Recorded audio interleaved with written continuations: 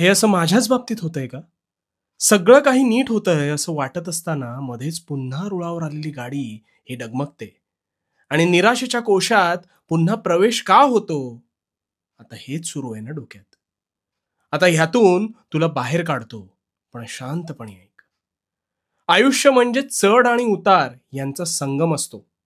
तुला कधी दुःखाची झळ बसली असेल अथवा बसत असेल, तर ती सोसावी लागते. कारण त्यानंतर मिळणारं समाधान हे शब्दात मांडता येत नाही. दुःख हे तुला अनेक गोष्टी शिकवते. तुला कणखर आणि संयमी बनवते. पण लक्षात घे, सुख हे कधीच काही शिकवत नाही.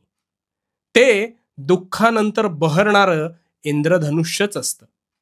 आता इंद्रधनुष्य नेहमी दिसतं का आपल्याला? नाही ना. आणि दिसलं असतं तर त्याचं अप्रूप राहिलं असतं का? तसंच सुखाचं आहे. पावसात जसं इंद्रधनुष्य दुर्मिळ असतं, तसंच दुःखाच्या सावटानंतर येणारं सुख हे देखील दुर्मिळच असतं. सुखाच्या शोधात भटकू नकोस. ते प्रत्येक लहान सहान गोष्टीत हे दडलेलं आहेच. ते पाहण्याचा प्रयत्न कर. वणवण पोटासाठी भटकणाऱ्यासाठी दोन घास मिळणं हे सुद्धा सुख असतं रे.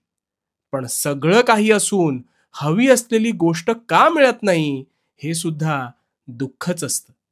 आता ह्यातून काय शिकलास? सुख आणि दुःख हा मानसिकतेचा खेळ आहे. त्यामुळे समाधानी राहा. सुखाच्या शोधात कधीच भटकू नकोस. फुलपाखराप्रमाणे त्याच्या मागे जात राहिलास तर ते हातात मिळत नसतं. त्यापेक्षा शांत राहिलास की हळूच ते आपल्या जवळ येऊन बसतं बघ. तसंच सुखाचं आहे. शुद्ध कर्म करत राहा. सुख हे निश्चितच मिळेल. आणि हो, भिवू नकोस. भिवू नकोस कारण मी तुझ्या पाठीशी आहे. भिवू नकोस. मी तुझ्या पाठीशी आहे. कंटाळलायस ना सगळ्या जगाला तोंड देऊन देऊन?